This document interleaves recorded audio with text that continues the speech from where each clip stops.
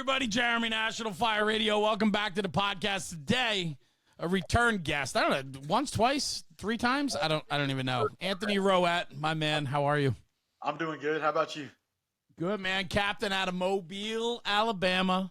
Fairhope, Alabama has become one of my favorite places in the country, all because of you and the hard work that's gone into throwing a conference down there every year. This is going to be my third year, I think, coming up this year. We'll be there in March. Yeah, third or fourth. I think third, yeah. What a great place and just incredible firemen. Like, just the culture down there is exciting. They want to train, they want to work, but you want to talk about hardworking people? I mean, just over the top. I love it there. I really do.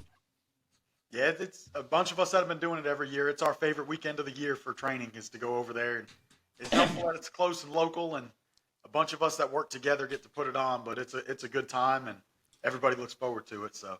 Yeah, well, I know I'm looking forward to it, so we're counting down the days. But I want to talk about this because this is part of something much bigger that you've undertaken with a few of your friends, and that is now what used to be the Alabama Firefighters Training Foundation has now, I'd say, recently become the National Firefighter Training Foundation. It's a 501c3 not-for-profit training group. It's your group, you and a bunch of your buds that put together, and you are bringing fire training, which once was within the borders of Alabama, is now going national. Yeah, we're gonna try to expand here at the beginning of the year, but it started as just three guys at work talking about going to conferences, and we're so close to Pensacola to go to CFT conferences, and right. A lot of people from our job not going and asking people, man, why won't you guys go? And it was different answers, the money to pay for it, the time off of work, a hotel, even though it was, it's close for us. And it was like, okay, let's find a way. Let's bring it here and see if that helps. So it started with just us coming out of pocket trying to do stuff to we started doing it to where we could sell some tickets to things and test it.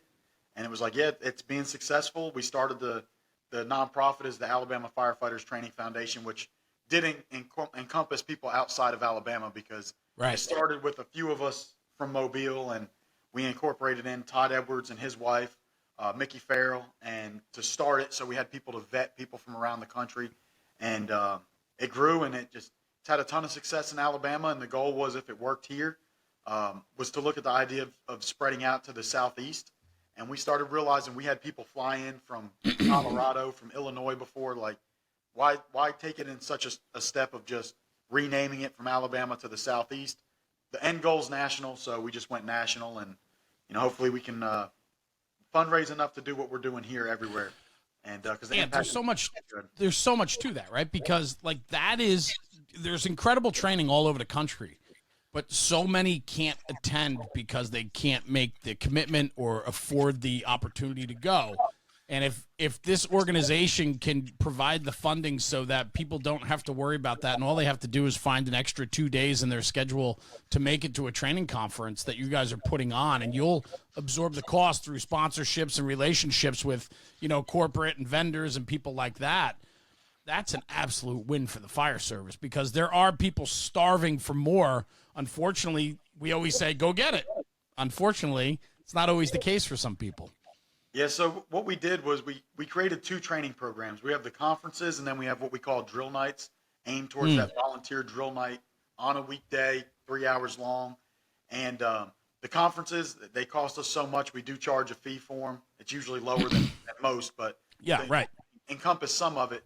But the drill nights, we pay for someone to come in, and we just give it away for free. And it's had a really big impact here. I mean, the main thing has been the focus as I've been on home, and we've done them here in Mobile and Baldwin County a lot, right in the city of Mobile at our academy, which has been an awesome thing for the three of us that started it, was to bring guys like Mickey, Ray McCormack, all these guys, Steve Robertson, Mike Champo, to our fire academy and have them teaching. We're having on-duty crews come in, plus off-duty guys, plus guys from outside the department, but they're at our fire academy. That's a lot of pride for us to have those guys come in, and the impact we're seeing on our department as it grows and more people come, but also to see it goes out in a department email. Hey, this class is going on at our academy. There's been 20 spots held for on-duty crews if you want to go. And every time we've had the full allotment of seats, if not more, where I've had a chief call me in the morning saying, hey, can you accommodate a few extra on-duty people? We have extra requests. None of them are being forced to go. They're putting in training requests to their chiefs as officers saying, can our crew go be one of the ones to go to this training? So it's had a huge impact on us. We've added another board member, JP Robert. You met him last year in Fairhope. Mm-hmm. He used to work with us. He's up in Coleman now in North Alabama. And we've done some stuff up there with the Fools Group that's in North Alabama, and done some stuff in that region, Coleman, Decatur, and just trying to get things spread out around the state. Still with a big focus here, we try to do something monthly where all this started from, and just spread it out, and then eventually we could start spreading it out across the Southeast and the rest of the country as well. But this is what really stands out to me, and knowing you and having some conversation with a couple of the other guys, right? I mean, I've had your guys on the podcast, right? So, like, but you guys have changed the culture in your home department. Like, you guys, to bring in outside training agency or outside people to help teach and train and work and conference with and so on. This wasn't always what you did within the city of Mobile. The training culture has really shifted in the last few years, correct? Yeah, we really, for a long time, we didn't get outside of our bubble very well. We would go to the fire college for, cert classes and stuff, but the rest was in our bubble, And it wasn't just us. There was actually some guys started going to conferences before our group did, and they brought us along.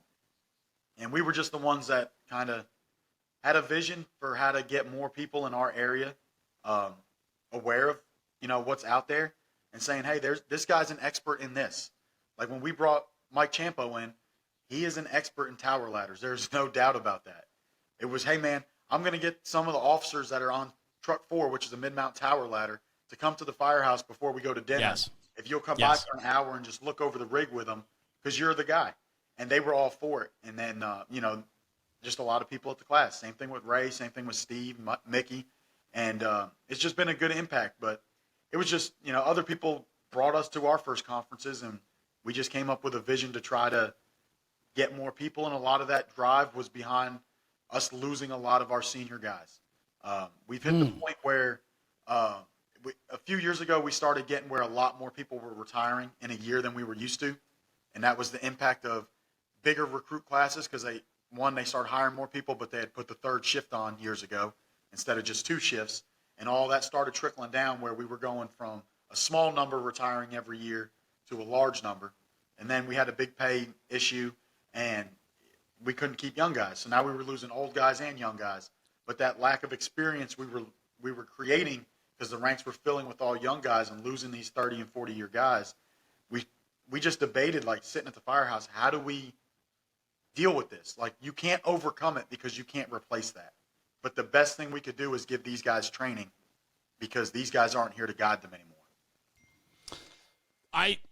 I think there's a lot of similarities between what you guys have been going through, or what you were going through, with a lot of other departments. And I recognize this, though. The only way you create change, or the only way you protect the integrity of the job, is through hard work, bro. There's no shortcuts here. No, there's not. And so, yeah, and then not only that, but also it's very hard to do within your own zip code. I mean, I recognize that. It's like, usually your own hometown is not the biggest fan of you, right? So it's like, to be able to look at bringing in and instituting some change to a system that has been running the way it's been for so long, it is a long game. It takes quite a bit of work and time to introduce some change, and it has to be baby steps. There has to be a lot of patience built into the system. Oh, yeah, and I think the biggest part about it is, especially in the first few people you bring in, if you get your department to support this, they're going to make or break it, because that department's either going to stop listening or they're going to keep coming back. And you can't have people come in and tell you, you got to change because this is how we do it. They didn't know. Nobody did that. They came in and said, hey, this is what we found worked for us. We're just going to provide you the information. You vet it. Decide if it's going to work for you, or take what works for you and what doesn't. And nobody, and Ray McCormack, Mickey Farrell, Steve Robertson, any of these guys that came in said, you guys need to change and do this. They just presented their experiences and said, we learned this from this, and that these are my personal experiences I'm passing on, and let guys take from that what they could. and vet it themselves and figure out how to use it to their advantage, not just saying you guys have to change or you guys are doing anything wrong. Just here's some more information or here's another way. Maybe that's a little easier, you know? And that was a big talk with a lot of the Champo class was different ways to get people, if you had an unconscious person, off that ladder. He had little ways with using different ladders to get them down. And it was big discussions in our firehouses afterwards. When Mickey came with the batteries, that was huge because we've had them, but it had not like New York City has. They're the epicenter of it. He was giving information we just didn't have. When Steve and Ray came in, we're talking about things with stretches. I was even having chiefs that came to the class call me and they were like, man, no one's just ever said it before, but it makes sense. I don't know how I didn't think of it because it just makes sense. It's an easier way. And it's just no one taught it to you before. So it's not saying you have to change or you're going to change every time. It was the way they present it makes people come back. So if you're going to try to go down that road in your own zip code, be careful of who you bring in. You better trust them. There is so much to that. And there's so much to that because you're 100% right. And it also, though, comes to, I think, the individual, too. Like, there's so many people out there teaching. There are some that obviously are in a class of their own. I think the best ones are the ones that present factual information built on experience, and they deliver it in a way that they're embracing you and understanding what you're dealing with and offering, hey, this is how we do it. It might work for you. Like, there's no telling, there's no directing, there's no, like, pointing fingers. Like, really good teachers include you into the conversation, and that is how you affect change. I believe that. Yeah, if you just go into somewhere and you tell them they have to change, they're going to shut down pretty quick. Especially an old fire department that is pretty large, they're gonna shut you down pretty quick. And so we were very, very specific in who we picked to come, that we trust them personally with our names, and nobody's let us down. I mean, they've come in and presented a lot of information and sparked a lot of conversations. We have chiefs in there every time so far, and a lot of captains, and we've had rookies. So it's having an impact, but that's definitely the big thing for us is we sit down and have a discussion. The three guys from Mobile, if they're coming to Mobile, who do we want? And it's on us, you know. And the big thing has been, one, who they are and what they're teaching. They're not coming in there with the wrong attitude, and that nobody's coming in and regurgitating a book. Our guys could read the book and regurgitate it too. Yes, right. I don't want that. Really well said. I want you to come in and tell me your experiences and what you learned from it. Hey, don't do this because this is what happened to us. Or, hey, we had this fire and we learned this. We learned an easier way. That's what we're looking for our guys to get out of the investment of the foundation, is to get little tidbits. Maybe it's one thing out of a class. We've had 30-year guys in these classes. Maybe they get one tidbit. Well, that tidbit might come into play down the road. So, yes, you know, that's who we're looking for, is we try to bring those guys in. And that's why we've been so selective with who we picked. I tell people, because Todd asked me this on a podcast one time for fire engineering, who do you recommend people take their classes? I said, just go to the foundation's website. I bring them to our fire department. So if I trust them with my fire department, I trust them. Yeah, 100%. I have to say this too. I mean, I love everything you're saying because it goes right in line with what I saw firsthand last year in Fairhope. I remember how excited you were, and you actually took pause and took a moment and go, look at all these guys from my own department that are here this year. You never had numbers like that before. You never had a group that big from your own fire department. And then what I got to do was I got to actually meet some of the chiefs that were filtering around the fire ground. And you said for a chief to come over here, it's kind of important. And what a great moment for you. And it kind of just I have to think for you, it just reinforces the mission, right? Yeah, right. When you see that type of buy-in, that's got to really push you to want to do more and bring more to the table. I love that. Oh, yeah, and especially, you know, after that class, and we brought the idea up to start having these classes in Mobile, because for Mobile and Baldwin County, we're kind of the center. Everyone can get to us in the same amount of time. If we do it, you know, in South Baldwin County, it's far for the Mobile guys to get there. So you're not offering as much to everybody in the region, where if you do it in downtown Mobile, it's pretty fair for everybody to be able to travel to it. So to bring that idea to our chief's office and say, hey, yeah, use the academy. What do you want? And we were just like, hey, we'll save spots for on-duty crews. We want our guys to have as much access to it because that's what this started over.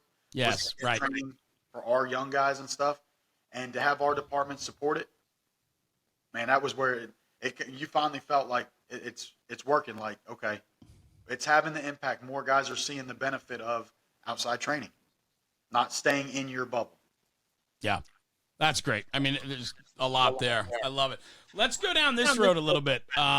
I watched some social media clips with you from a podcast you did. You and Todd Edwards do a podcast together on fire engineering radio. And you guys had a guest on. I forget who the guest was, but it stood out to me. There was one thing you guys started talking about that really caught my attention. And I said the word earlier, the word integrity, and how important that word is to you. I know from our dealings and our friendship how hard you have worked over your tenure to find a place where you can share your own experience and knowledge. And you have really aligned yourself with some of the biggest names in the fire service. And so Anthony Rowett has become a name in the fire service, and it's built on a lot of hard work, but I know how important character and integrity is to you. And you said something in the one episode that really stood out to me, and it was, they have to be able to do it without me there, right? Train your people to act up, train your replacement. These are very important things to you. Talk to me a little bit about why these is so important to you. So my biggest thing is the way our system works is everybody acts up. So once you come off probation, your 1 year, you can start working towards your swing driver, which means you can act up and drive. By your 2 year mark, unless you're in paramedic school, you got to be checked off the drive and start driving. Our drivers, when they get firefighters promote to driver, after 6 months, they can start acting captain when the captain's off. So if I'm off, and you know my guys, but Pettis is going to be acting up, and he's going to be in the captain's seat. Rico, Jonathan, or Toomey are going to be acting up and driving. They should all be able to fill those roles. Is it maybe going to be as smooth or as easy? No, but they should be prepared for it. And that's my opinion. If they're not prepared for that, then I've failed them, because it is part of their job, and I know it's going to happen. I know when I'm on vacation, they're going to be acting up, and it's that simple. And to me, the fires, they love fires, so that part's easy. They're all in. But yes, right they before are. the school went back for my kids, I'd taken off the AM, the morning, day side of the tour, and had taken my kids to the beach and had a shift swap. And I came in the PM. And that day, like, I'm driving back, and the truck boss is off too, and I get a text from him. He's like, hey, they got a high-angle rescue at the RSA tower. I'm like, okay, well, nothing I can do about it, you know. And I'll hear the story when I get in. And then I'm seeing the pictures on Facebook floating around of they had a guy 30 floors up, and they had to make a rope rescue. And now the technical rescue team made the rope rescue. But Pettis and them were first due. They got everything set up. And on the way to work, I called the guy that actually went over the wall and was on the rope, and they're second due to us, but they're the technical rescue, the rope team. And I was like, Rob, man, you guys killed it, man. It looks like everything went good. And he was like, yeah, man, your guys did good. Awesome. That's what I'm looking for. And the first thing Pettis said was, like, he said he pulled up and went, like, he had to be off today. Because I haven't had this call to this extent. We do a lot of rope work in the shipyards and all that kind of stuff. Sure. But not in broad daylight at lunchtime and all the news around 30 floors up hanging off the side of a building. He's like, and I had to be the first one to pull up. So I'm thinking about what I'm saying on the radio and all this. But the captain coming from the rope team is going, man, they killed it. They did good. The fires, that's easy for them to be motivated to. They love going to fires. But that's my job, is to make sure they're ready. So, like, I was just at the Lake of the Ozarks conference. Well, when I'm off, they're all acting up. And that system should play just as if I'm there. If they have them act up, then the standard should never change if one of us is off. Whether it's me, Pettis, Rico, Jonathan, Toom, doesn't matter. One of us is off. The standard for that company should be the same every single time. If the department chooses to hire overtime or detail an officer in there, then their job should be to take care of that boss while he's there. They should know their buildings. They should do everything to where when he leaves at the end of the day, he's going, man, they took care of me. They made me look good in an area I'm not used to. And so people might think I'm crazy because we like business inspections as a crew. I know a lot of people don't, but we do. And part of it is the mindset changes. If I go up to them and say, hey, we're going to run a drill, their anxiety level goes up. They don't want to mess up the drill in front of me. They know it's a test to see where they're at. and see if we can move on to something else or everything like that. When you're doing a business inspection, we stop at the peanut shop, grab some candy, walk into a business and everything and walk through it, do your paperwork, and then just burn it down in conversation. And you give someone a question. Hey, man, fire's in the rear, second floor. What are we doing? Okay, how long's the stretch? Okay, you were detailed to truck 4. You got assigned to the roof. Where do you cut the hole? And you walk through it, but they're just they're just bullshitting right now. Their anxiety level's so down, they're just talking. And then the senior guys take over. They take over if something was wrong. I don't even have to address it. And they start talking about it. And what we did is apartments for our big thing, because the life hazard and all that. And we're in them all the time. We're on medical calls. We make them about fires. Right. We call it our Bible. It's a 3-ring binder that we found drawings from the 60s, 70s, and 80s of guys where they hand drew drawings of these buildings, laid out all the FDCs, the hydrants, the streets, all the access, everything. So we keep those. That's pretty cool. But if we don't have a building that they drew, if it's a newer building or we can't find their paperwork, we've redone it ourselves. And we went back in, we drawed out where every apartment number is, right? And we drew out, okay, for this wing, from the floor below, it's 3-length stretch to cover every apartment in that wing, or 5-length stretch and things like that. And what we do is we sit down after dinner and we just pick one building. We draw the building on the board and we try to answer the same set of questions for that one building. It changes buildings every day. And it's right. Which side of the building does the numbering start on? Do we know which wing contains which numbers? Right? So like we know if we're going to Cathedral Place, it's the numbering starts on the west side. It goes 1 through 8, then 9 through 16 on the other side of the elevators. If you know that, if you know it's a 3-length stretch, when we go to 800 Conti, we know the short wing has 1 through 6, and it's a 3-length stretch from the floor below. We know the long wing, which is the west wing, has 7 through 16, and it's a 5-length stretch from the floor below to get every apartment. My thing is, especially if I'm off, I only need one of us to remember it. Just one's got to remember all that, and we just became rock stars. Because we're gonna set it up right, and everything's gonna go right. And especially if I'm off, or FDIC. I was off, Pettis was off, Rico was off. 4 out of 5 were at FDIC. It's all bosses coming in, drivers coming in that aren't used to it. If that one guy, that firefighter in the back says, hey, boss, that's on that side, it's a 5-length stretch. Right. You just made that guy look like a rock star to every chief, and he's never going to forget that about the company. Your company shined, and that's all that matters. So they have to be able to do it without you. And I really got it impressed on me one time, probably 5 years ago. We had gone down to the academy to help with recruits, and the training captains pulled me off to the side, and we were just sitting there bullshitting. And after about 15 minutes, they were like, do you know why we did this? I was like, no, I really don't know why you have me over here talking. I'm supposed to be over there. And they were like, we wanted to see what they do when you're not around, and nothing's changed.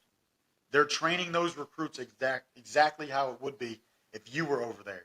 Their standard never dropped an ounce because you weren't present. And I gotta tell them, when I'm off, I don't expect you to do everything we do. You don't have to go do the training that we would do. You don't have to go do the business inspections. I'll handle all of that. Uphold the standard amongst yourselves. Train amongst yourselves. You don't have to do any official training. You don't have to go do the business inspections. Uphold the standard. And when you go on a call, uphold the standard. And then everything's going to be good.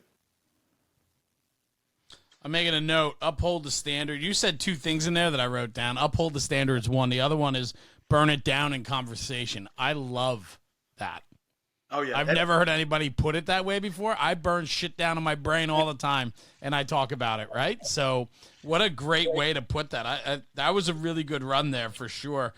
Where did this come from, man? Like, did you grow up in good companies that, like, this was the way of the land? I mean, Mobile, Alabama, it's a tough town, and there's a lot of fire duty over the years, and so you probably grew up under some pretty heavy-duty mentors, I would assume, right? So when I first got to Engine 3, I'd come out of the academy and went to 14, and which is in the projects, had some really, really good senior guys.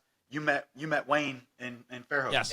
And he really impacted my career with things he said and the way he led. But there was one guy I wanted to work for because they said he trained more than anyone in the city. And I was 19 years old. So it was like, I want to work for that guy.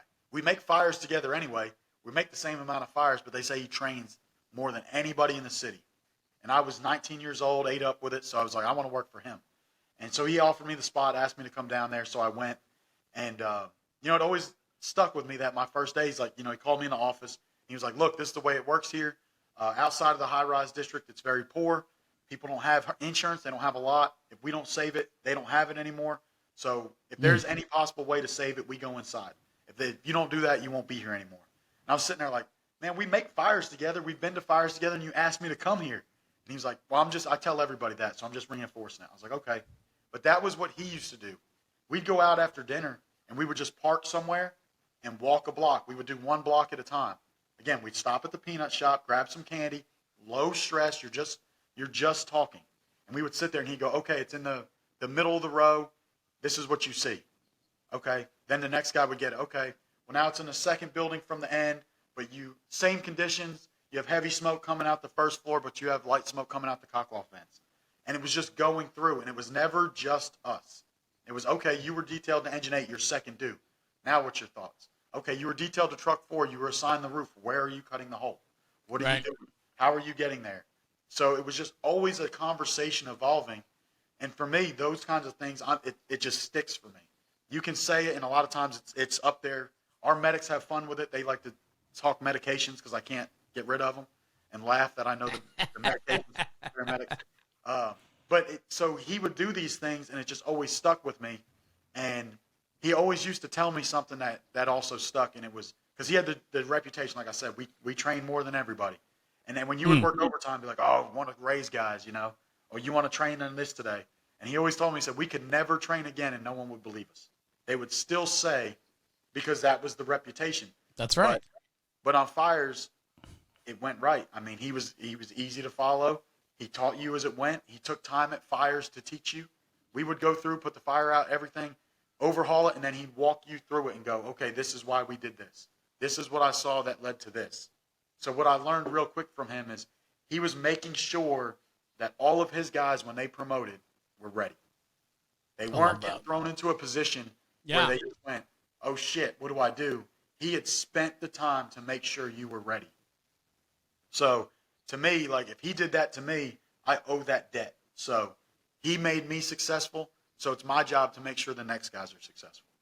And then I watched those next guys who I've gotten to know and so on. I watched them and how they're starting to, spill that over to the next guys after them. Like that is the chain that we need. We need that chain of custody of information within the fire service, no doubt. You talked about the mental game, right? I wrote down mental, underlined it, and then I put talking next to it.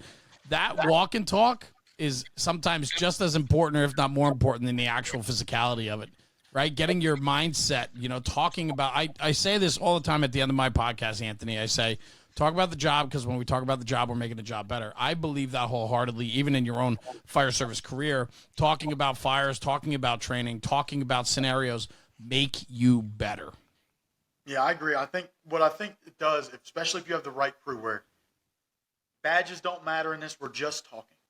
Right. We're just talking. It's not about seniority. We're talking through it. Voice what you're thinking. And everybody's hearing it, and everybody's thinking about it, and then responding. And all of that discussion is leading to ideas that you might come back to one day. So, like, we don't train at our academy a lot. We used to go down there so we could light the tower a lot and do live fire and stretch there and do all this. And I've just developed relationships in 16 years in that firehouse in different ranks with building owners, where I can go in and say, hey, we're doing our business inspection, and we burn it down in our conversation, and we talk. One of the things, we're an engine company, we have to get right is the stretch. So the question always is, how long's the stretch? Well, if they get it right, like, okay, let's move to the next building. If they don't, hey, do you mind if we stretch a line in your building? And you're going to get looked at like you're crazy. But when you explain it to them like, hey, we're going to be the ones that are here first, and we just want to make sure we get it right and get your fire out. Yeah. I've only ever had one business tell me no. So we'll stretch a line in the building. A lot of times we have some buildings that we just train in. They let us train in it. They're buildings we go to all the time. They'll let us stretch lines in their building, no big deal. To me, especially for the junior guy at 2 o'clock in the morning, that's huge. Because you could go to our drill tower and stretch all day. Right. And we could do live fire, and you make 1,000 fires in there. Yep. They don't matter, because at 2 in the morning, if you had already stretched that building, you know it's 5 lanes. You know where the stairs are. You know exactly what you're going to do because you've done it. Anxiety is down. Less mistakes are going to happen when anxiety is down. So you're setting them up to win. So for me, it's always, if you can train in your area, because that's where you're going to make fires at. Yeah, there's so much value in that. I truly, truly believe that. Where did this passion for the engine come from? I mean, you teach engine company operations. That's a big thing for you. Obviously, you're captain of an engine company. You grew up in the engine company. You ever ride a truck? Do you know what a truck is? Do you know what they do? Yeah, it's in the way when I go to make calls. I got to walk around it. But it's just the design of our fire department. A lot of the Southeast is engine focused. Okay. Growing up north, outside of New York City, it was like, hey, one day I want to be in the truck. And when I moved down, we do recruit rotations. Or we used to. Like every Friday or Saturday, when you were in the academy, you had to do a 16-hour rotation in the field. Make your 56-hour work week. And what it did was, one, you got felt out by the crews, so they picked who they wanted that was going to fit with their crew. But you also learned your place in the firehouse before you got assigned, which was huge. And I was at Central on second shift, where I'm at now. And I had a Friday night rotation. So it's like midnight. We're all just hanging out. And the driver on the tower ladder, who had used to drive the engine, and this was on the crew that I went to as a rookie. And he's like, man, what do you want to be on? I was like, I want to be on truck 4. You know, because New York City area, the ladders. Right. Yeah. He was like, no, you don't want that. You want to be on that engine. And I was like, what do you mean? He's like, they just don't make a lot of calls. You want to go make calls. So the call volume for us, the ladders just don't do as much. So I went to the engine. I want to be busy. I want to get as much experience as I can, and I can go there later once I have that experience as a foundation. But like in our system, you're better off coming up in the engine. And I think for a lot of things, I think it's good to come up in the engine. Oh, I agree with you. If you're on the truck and you're on the floor above and you understand timing. You understand how long it takes to get that line. You understand what's going on. So I think that goes a long way. You've put fires out before. And just in our system, the engine was kind of the best place to be, especially as a young fireman, make a lot of runs. And then just develop just a true love for it of what started out is, and I don't know if anyone in the fire service can say there's a better position than being on the nozzle and putting the fire out and being that person. And it grew from being that guy to really getting the same enjoyment out of going to a fire and watching it start clicking for somebody else. Love that. Taking them to their first fire is always fun. But when you start really seeing decisions going on in their head and everything they've trained on starting to come together and they're making good decisions and everything's going the right way, I've got to where that's the most enjoyment out of it is you're still right up there with the nozzle. So it's not a bad position being the engine boss. You're having fun. But seeing that guy get it and it's coming together and then watching your guys do that for the next generation because they promoted and they're doing the same thing. Because you've met Jimmy Stallings at Fairhope before. He was our driver. He is one of the best captains on the fire department now. All of his guys are squared away. He's good at teaching them firefighting. And seeing him develop into that and do that, and that's where I'm starting to enjoy the passion of it is seeing it click for those guys.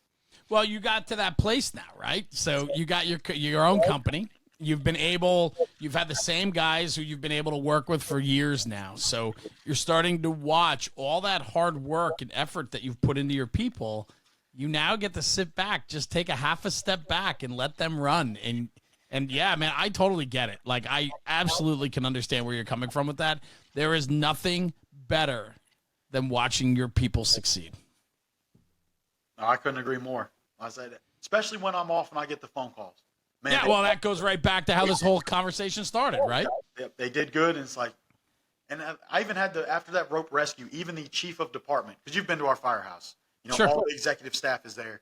They come down and drink coffee in our kitchen in the morning. He was like, man, they did good. And I was like, I know. And he was like, oh, like I was being cocky. And I was like, no, I've just got a bunch of phone calls. And and that's what I told him. And, I was like, and we go back. We've known each other a long time. And sure. I said, well, I expected them to. If I didn't, then you should blame. If they didn't do good, you should have been blaming me because they weren't ready. They weren't prepared. Accountability. I think that's an interesting thing, Ant, because you're willing to take on that responsibility, which tells me that you understand the position that you're in. So many leaders hide, and they point fingers and they blame and they talk down to, and yet they don't take the responsibility of, hey, this is my fault because I didn't do my job. Well, and for me, it's easy. I came up under people that demonstrated that. You know, it goes back to I was a probie at 14, and you met the senior man, and he was acting up that day. And you know, hey, it's the day to buff floors. You know, so we pull all the furniture out, we strip the floors, we're waxing them. Well, nobody thought to bring a radio outside. So we're going to hear calls over the intercom, but we don't have a phone, so we should have a portable so that the chief could call us. You know, well, it happens. The chief calls, we don't answer the phone. Calls on the radio, we don't answer. Our chief shows up, it's like, you guys got to go downtown. And we're like, what is going on? What did we do now?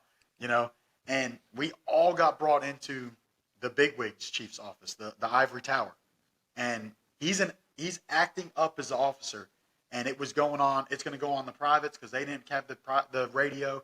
They're the low man. They should. And he just said, no, you can leave. Y'all can leave. And even a chief saying, no, I want everybody. He said, I'm in charge, so it's on me. They can leave. So we sat in the truck while he took the ass chewing and came back and didn't hold a grudge, didn't do anything. Hey, next time, everybody carry a radio. No problem. And he took all of it. So it was very simple and visible very early that if you're in that role, successes belong to them, failures belong to you. And it's that simple. And then as I transferred and worked for other bosses, that's how it was, you know. I'm making a note. That's a really great story. I mean, and just to recognize that as a young fireman, like that is that part of leadership, right? Everybody's starving for leadership, and everybody's starving how to be a good leader and looking for, you know, podcasts and books and advice and all this shit on leadership. Just sit back, keep your mouth closed, open your eyes and ears, and just watch. You'll see what leadership, that right there is a lesson that is invaluable. You can't read about it. It doesn't have the same sense if you read about it versus if you were part of it. Oh, yeah. And he's still a guy I go to. I'm a senior officer to him, even though he's got a lot more time on the job than me, because he chose not to promote to captain for a long time. So I'm a senior captain. Guess who I still call if I have a question? I still call him. And he still answers it. And if he has a question on something, he'll call me. It's not a big deal, but he demonstrated that, and a lot of other guys did too. And then I worked for his mentor. For many years, my chief was that guy's mentor. And he was the best chief to work for. I mean, we love the chief we have now. He's been great to us. He takes care of us. And everybody knew, they joked like, hey, is it living up to cross? Because I loved working for him. Right. You know? And he made things very, very simple. I expect you to go in and put the fire out. Do your job and take care of your people. That was his rules. That was that. It was it. Number one was put the fire out. Number two was take care of your people. And if you got in trouble, you weren't going to get it from above him. He was going to go take it and decide what came down to you. So that was a leadership I saw. I never experienced something else. You know what I mean? Like that. Yeah, I totally get it. Set, and it's just okay. I got to continue on what was built. Expectations. You mentioned expectations. I mean, that is, you want to be able to lead. Your people need to know what the expectations are, and you need to have a clearly defined path to that. And I think a lot of times there's too much gray in the system. And in firefighting, it's all gray, right? We have to call audibles all day long, right? Nothing is black and white, but the expectations can be black and white, right? When you break it down. And we try to keep ours. I'm very simple with them when they get there. Hey man, if we go to a fire, we are going to try to go inside, no doubt about it. I expect you to do that. When we pull up to a house fire, the mentality of this company is it's my house and my kids are inside. If what you would do for your kids, do for theirs, because that's somebody's kids, and they love them the same way you love yours, and they deserve exactly what yours deserve. So that's our mentality for that. As far as work in general, it's easy. I expect you to be on time, sober, and present. And I've told people, I don't need you to be me. I don't need you to be 24/7, 365 days a year, the fire department. But for 24 hours when you show up, I need you to be 100% present, and this will work just perfect. If you can do those three things, because if you're present, your effort is there. If you can show up on time, sober, and present, everything will work here, and we will get you where you need to be. I struggled with a little bit of that growing up and holding people to the same expectations I had for myself. I know you're an intense guy. You are all in on the craft and on the fire service, which can sometimes blur your thoughts and opinions of others because you're holding them to the standard you have for yourself, and they often fall short. Do you deal with that? Yeah, it was definitely a learning curve. Yeah. Because especially like as a fireman, I worked with people that were all in, and all they cared about was engine 3 and the fire department and going to fires. And as I promoted, the guys I got are the guys you've met. Some of them, Pettis, stuff like that. They were all in. Whatever I wanted to do, they were all in. Because Pettis' first captain for about 2 months out of the academy was that captain I had. And when he went out with medical stuff, he went to a ladder truck, tried to extend his career, and then ended up going out on disability. He had called me and said, I'm not giving it to anybody but you. If you want 3, come. If not, I'm not going to go. So I inherited Pettis like 2 weeks into his probation, but he had met that guy. He was just broken. You know what I mean? Like, yeah, I get it. You know, the guys would tell him, like, he's still that guy at fires. He just can't do for you in training what he used to do for them because he's hurt. And so he had that mentality of what I came up on. So he bought into everything I did. And then some of the firemen that were there were under him. So they had that mentality. They came to work and it was simple. It was like, hey, boss, what are we doing today? Like, you didn't have to come in and be like, hey, we're going to go do a drill. No, if you didn't feel like it, it didn't matter. You were going to get up for it because they were going to ask you at the start of the day, hey, what are we doing today? And that was just the expectation he built, and we've carried on. But then the first time we had someone that didn't fit that. Right. A driver I know that, I've known him. He came on the class after I did, so I've known him my whole career basically. He was driving a tower ladder, and he was like, this is going to be interesting to watch. I was like, what do you mean? Because I was frustrated as could be. And he was like, it's the first time you've got to deal with somebody that doesn't buy in. And it was hard. It really was hard. And I've had a few, and, typically it doesn't work out, but it's not personal. It's not personal. It's not personal. All the time. It is not personal. This is perfect. We can be friends when we leave. It's not personal at all. But this is what it is professionally. This is what I believe in, and this is what we're going to do. Like our standard doesn't have to be the same as the fire department's. Our standard can be our standard as long as we hold each other all to it. We often lower our standards because we think it's easier. It is easier, right? It's easier to lower our standards. It's easier to sacrifice or fold on our own morals, ethics, and values, but it chews us up and it ruins the integrity of our companies. We got to hold the line. I agree with you, Anthony, so much there. We can't take the easy way out. There's no shortcuts here. It's hard. It's built on hard work and reputation. And we don't get to allow others in if they don't represent who we are or what the core values of this company stand for, right? Yeah, and another thing, I've told this story a bunch of times, but for me, it's really easy too, because so we have 3-shift system, right? And so I work in between 2 brothers. So the captain on the A shift is Mike Smith, 30-plus year captain. I'm the captain on the B shift. The captain on the C shift is Billy Smith, 30-plus year captain. Their dad did 30-plus years and was a captain in that company. And if you meet him at 80, I saw him have an argument with his kids the other day.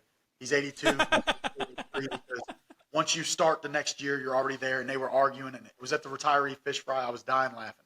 But he's still hilarious. about the firehouse, and he's still as intense as he was about that fire department. And I've heard him. So a lot of times at shift change, I'll relieve Mike. He'll call his dad. They're going to Waffle House for breakfast. And that day, he had told his dad, this was a couple years ago, but it really, and all of us were sitting there. All my guys were sitting there, and we all talked about it afterwards. As he told his dad, he's like, yeah, I'm getting ready to go. We just got back from a fire alarm at this building. And his dad was like, the hydrants are here, the FDC's here, the stairwell's here. He retired in 80-something years old. He retired in 2000. This was over 20 years after he retired. But because in his day, they put hose on the ground constantly. They didn't run medical then. So even an alarm, they were putting hose on the ground. They knew the job so well. They knew all their buildings so well. And we're big believers. If you know your buildings, your streets, and your water system, you're probably going to shine. Like, you're going to look like a rock star. And to see what they knew and was still in his brain over 20 years later, he left that morning. We all looked at each other and were like, man, we got to step our game up. We thought we were pretty good, but we got to step our game up. Like, they built this. The reputation of this company, of this fire department, of this district, they built it through their hard work. The expectation of the citizens is because of their sacrifices and what they saw them do. We can't dishonor that. We can't let that down. We have to maintain that. And I've always said, because like both of them are going to retire very soon. Every captain in my firehouse, other than me, has over 25 years. So they're all going to be leaving in the next 5 years. I'm the only captain left. And my thing has always been, these old guys, like their dad, 80-something years old, did 30 years, been gone 20 years. When he comes back, when his cousin was another legendary captain in our firehouse, he was on the ladder truck in the 90s. When they come to our firehouse, it's like my mission is they'll never look at me and say, he's the one that let it go. He's the one that let the standard fall. So when you have that and you build those relationships, it's easy to motivate yourself to keep pushing because the 230. Go ahead. I'm sorry. You know what I mean? Like there's something to not let down, and there's an end goal mission. You have the two brothers that work there 30 plus years. The father who put in 30 plus years, who still comes around, who still busts chops, knows his job inside and out still. Those are daily reminders. What I'm worried about, though, are how we're losing these older guys with experience and knowledge. And as they fade away, we're not replacing them. And the problem is all the sacrifice that they've put into the process over their tenure starts to wane when we decide that we can start taking shortcuts. And now you're not honoring those guys that came before you because you don't see them anymore. Right? Like, that's why we need to have that constant reminder of those guys that rode years and decades before us, because everything that we have in front of us today is because of them. And if we forget about them, we're going to forget about what we stand for. And I'm not saying that the mission of your company won't evolve. It always evolves. The message always evolves. But you can't, there's certain tenets of the job you can't sacrifice. And if your company is known as an aggressive engine company or an aggressive truck company that does solid work, and when their reputation precedes them by 4 blocks before arrival, like you can't lose that. But when we lose track of our people that were there setting that foundation up for us, and we don't carry on talking about that anymore, our company's, the mission's going to change. We can't do that. Oh yeah. And obviously they're going to be gone. There's going to be guys that, they're not going to come around the firehouse anymore. And I've talked to guys, and some have said it's too hard. Yep. It's too hard to come back and see I'm not a part of it anymore. I've had other guys I've heard just say, that part of my life's over. It's over. I'm done, and just, I got to cut it off. I think one of our best things we do, it's one of my favorite things of the year, is the retiree cookout. Love that. And it's always on second shifts because those 2 brothers I work between are the ones that set it up. So it's when they're off. So I'll take a time swap, half a day, not a big deal. I'm going to go down there. We're going to fry 150 pounds of fish and feed the retirees. But you see more and more of the young guys coming every year. That's awesome. On your off day. And when you walk in and you're bringing that fish in and they're going, oh, who's that guy that just talked to you? Right. Now you can tell that story. Oh, man, that's so-and-so. Right. He did this. Remember that story? That's Joe Smith over there. He's the guy. Holy shit, that's the guy? And that's department-wide. But in your firehouse, you keep them alive and you keep them a part of the company by just talking about them. Telling the story. We have one, and he was a legendary engine captain in Engine 3. He was on B shift. His name was Claude Curry. And there's a picture of him that was used as our recruiting poster forever. It was him carrying a kid. And we took that picture, and when you come in our firehouse, when you come up those main stairs and make that left, you open that red door, is the captain's room right there, the captain's dorm. And the first picture out of all those fire pictures on the wall is him. It's that picture. But what we use it for is when those recruits come in and they do a rotation, or your first day assigned to the company, okay, I got my couple minutes with you, tell you my expectations, how it's going to go. When you open that captain's door, Pettis is waiting on you as a senior man. He's going to talk to you. And he starts at that picture. And he explains who he was. He explains what that picture is and says, that's engine 3. Don't let it down. Wow. Drive that point home first. Well, now you see what it is. There's no question of what this company, people that have worked in this fire department before, have done. It's right there.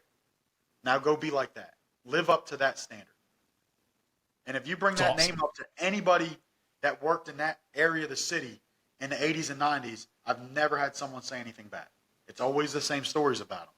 So keep it alive. All you got to do is talk about it. He's gone. Talk about it. Doesn't mean the stories are. Your firehouse is gorgeous, and you guys have plenty of history within it, right? And I don't know what a lot of the other Mobile, city of Mobile firehouses look like. I have to think a lot of them are older, and so on, been around, Got rid of most of our especially downtown. Yeah, that's the only real old one left. They've got rid of most of them.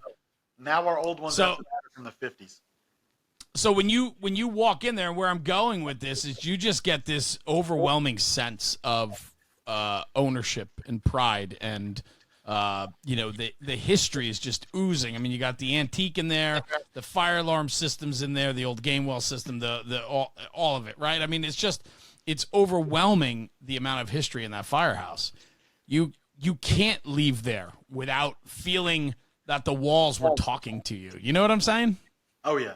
Well, and I like the things that get done when I'm not there. Like I'm up in the office doing some paperwork and come down and see what they're doing and see it's going to the old school.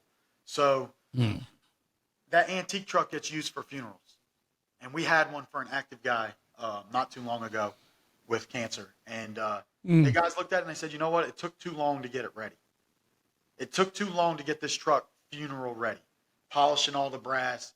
My guy spent 4 and 5 hours, and it was driven by the driver on the tower ladder. Let's go get that truck ready. And they spent 4 and 5 hours polishing brass to make sure it was right. And then came to me and said, hey, can you talk to the other captains? When we do the brass poles on every Saturday, can we make it a station rule? You have to do the brass on this truck so it's ready at the drop of a hat if a fireman needs it. That's the stuff I like. The stuff that they came in with their own brass polishing stuff because they felt the stuff the city was supplying wasn't making the poles shine enough. That's ownership. I didn't have to tell them that. That was stuff they just said, and they did. Seeing that, it's easy. It's easy to work there and maintain a standard when guys take the little things that nobody sees, nobody notices, and have pride in. That pole doesn't shine like it used to. That truck took too long to get ready for a funeral. It was still ready for the funeral. Anyone could have walked away from that. And all 3 shifts got together and said, no. Every Saturday when we do those poles, do all the brass on that truck so it's ready at the drop of a hat. It's an easy place to work. Right there. That sums it up. We're done with the podcast. It's an easy place to work. Anthony, there's so much to that. There's so much to that. And, I was thinking when you were talking about when nobody's looking, it's like, what's character, right? It's doing the right thing when nobody's looking. And that is where you've gotten to with your guys and your company, which I think is a great way to kind of just come back full circle to what we've been talking about today, right? Is just instilling and laying the groundwork so that you can move forward, make progress. That's freaking awesome, brother. Oh, yeah. And it's good to see it, especially because the crew's so young that they're doing those things. They're going to do that their whole career. It's not just going to stop one day. So we've got a lot of young captains that are doing the right thing, a lot of young guys doing the right thing. So we're losing the experience. There's no way around it. There's nothing we can do about it. It is what it is. Those guys are going to retire. We have to find a way to do better, but they've left the impact. These guys are doing the right thing. We're not just left in a bad place. You know what I mean? Like, it's something we're going to have to encounter. Everybody's going through it, but they've done the right thing as bosses during their time and brought guys up the right way that are going to continue it. So it's hard to look at those guys leaving and the experience going with them, but at the same time, it's not just going away. They've done their part, and they've left that impact where guys are going to continue to do the right thing.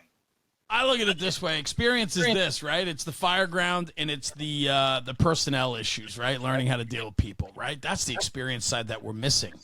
But as long as you're willing to go all in on this job, you can learn all the other aspects of this job, and that is experience also. And that is what we need when you do the right thing, when you're constantly doing the right thing, protecting the integrity of the company, the department, the mission. When you're doing all that, you're doing it right. So you can control that narrative, control what you can control, and the rest of it will come in time. Oh, yeah, I agree 100%. The fires are going to come, and you can't control it. That's right. You can't control. You're going to get it when you get it. Nothing you can do about that part. Everything else is within control. The way you train is in control. The way you treat the fire service, your company, honor everything that was built before you, that's 100% controllable. Do that right, and the fires will come. The stuff at the fires will come because guys are going to put every bit of energy and time they have into you if you do everything else right. If you're the guy that won't walk past the garbage can when it's full, they trust you. They're going to do the right thing. They're going to teach you the job. That part is just you can't control when it comes. You can control, as a new guy, what you do in that firehouse. And you can build that trust. Now, is there certain things you can't earn until you earn it? Yes. Certain things are earned in hallways, and that's all there is to it. But you get that opportunity where they're going to teach you every bit at that fire and give you every bit of experience they have and pass it on to you because you did the right thing in the firehouse. Awesome. That's it. We're ending on that note because there's so much to that. You can control your destiny. Who do you want to be? Control the things you can control, and the rest of it comes when it comes. But you have a stake, right? Like, you have a say in your game. Who do you want to be? Oh, yeah. I mean, you take the young guy. If after his first shift, you've watched him do nothing but walk circles around that truck and learn it, every tool, where it is. If he knows that truck backwards and forwards by the first day, I've got a good idea of who he is. That's right. If he's trying to get in a recliner on the first day, I've got a good idea of who he is. You know what I mean? Like, that is 100% in your control. If you're showing that, what are those senior guys going to do? They're about to walk down there and teach you everything about every one of them tools when you carry it, when you pick it up. But if you get in that recliner every day as a new guy, guess what they're going to do? They're going to let you. Yep. They're going to make you start asking for it. They're not just going to give you their whole career's worth of experience because you're showing you don't want it. If you're showing you want it and you want to do the right thing, they're going to give you the world of this job. Now, you can't ask for more. So good. So good. Anthony Rowett, as always, brother, just a great session with you. I miss your face, man. I'm very happy for everything that you got going on. I know you're busy. I mean, you are a busy man. In full disclosure, this podcast was supposed to happen like 3 months ago, and then between you canceling, I'm canceling, like, we finally got it together. It's always fun to sit down and chat with you. I'm looking forward to this March. When in March is the event? It's going to be March 8th and 9th is the actual class. The social, we'll be doing something a little different this year. The social will be Friday night, the 7th, for a couple hours at the Firehouse with the training center we'll be training at. Jeremy here will be doing a class as a part of the social. Excited. And it's a good time. Same old thing. Our usual group, our usual bunch of crazy people coming into town, plus Bob Pressler again, Jimmy McCormick from FDTN, and Jerry Herbst from Elkhart Brass. Yeah, what a lineup. I mean, it's just and this is a intimate conference, 60 seats. That's it. That's all you get. Yeah, and it fills up. It literally fills up overnight, right? It's a pretty personal conference when there's over 10 lead instructors plus all the other helpers, and there's only 60 spots in the class. I love it. I think we're up to. Yeah. I think this year we have 12 lead instructors plus people helping out, and then we're only going to have 60 spots. So, but that's what makes it so much fun for us. That's why we love it. That weekend so much is it is so personal. It's not this giant thing where you learn something you'll never see the guy again. It's 60 people. You got every chance to get every bit of information you want. And when we leave, we're going to tell you right where we're going to dinner, what bar we're going to afterwards. Yes. Yeah. It's just in a great location. So I would challenge you, if you're looking for a conference, it's hard to get into, but if you can snag your spot, come down to Fairhope, Alabama in March. It's always a good time. Anthony, congratulations on the growth of National Firefighter Training Foundation. You and the crew with that is just a massive accomplishment, achievement, and you're doing great things with that. And keep making this job better, pal. You're making your impact. Appreciate it. It's a group effort, though. It's not just me. Yeah, there it is. Humility. It's a group effort. There's a lot of work by everybody to do that foundation. So, of course. Well, but it takes a vision and a leader as well. So don't let that go unfounded. But Anthony Rowett, thank you. If anybody wants to reach out to you, they want to find you, any place they can find you in particular, check out Port City Fire Training on social media. Great nuggets, Anthony, on that. Where else can people find you? Yeah, Facebook and Instagram. I can't figure out the other social medias, so I stick to the two I know how to work. Port City Fire Training at either of those, or you could email me, portcityfiretraining@gmail.com. And then I love it. The website for the foundation is still Alabama Firefighters Training Foundation.com. We haven't changed it yet. The state has officially changed the name. The IRS, we're still waiting on the paperwork, so we're not going to get a new website until all of that's 100% officially changed. So Alabama Firefighters Training Foundation.com, and you'll see all the information for all that stuff, for free classes, conferences, and everything we're doing with that. Awesome. Well, keep pushing, man. You're making a difference. You really are changing the game and turning up the heat, man. I love it. So, Anthony Rowett, thank you. Thanks for joining me today. Appreciate the opportunity as always, Jeremy. You got it, bro. Hang right here. I'm going to sign off. I'll come right back to you, okay? All right. Guys, thanks for tuning in for another episode of the National Fire Radio Podcast. Captain Anthony Rowett out of Mobile, Alabama, and Port City Fire Training. Check him out. He's always got some great nuggets. His training pages are fantastic, and the conference is coming up in March. Love to see you there if you can snag a spot. So, anyway, take this conversation, take it back to the firehouse, and talk about it, because like we talked about today in this podcast, when we talk about the job, we're making the job better. We'll see you at the next one. Jeremy, National Fire Radio.